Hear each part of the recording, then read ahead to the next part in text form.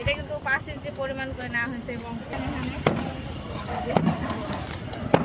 কাঠের যে হাইটটা রয়েছে এটাও কিন্তু 5 ইঞ্চি আছে, লেভেল আছে।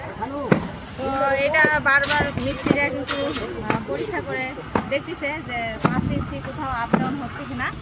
তো এটা একটা মিস্ত্রিদের বোঝার একটা সহজ টেকনিক, তারা এইভাবেই দেখে। এবং আর একটা পদ্ধতি অবলম্বন করে কিন্তু এটা পরীক্ষা করা যায় যে কলামের যে গোড়াগুলো আছে সেটা ওয়াটার লেভেল করে কিন্তু রিং বাধাই করে দেওয়া থাকে। তো এখানেও যদি দেখেন রিং কিন্তু 5 ইঞ্চি করে ওয়াটার লেভেল করে রিংগুলো বাধাই করে দেওয়া আছে।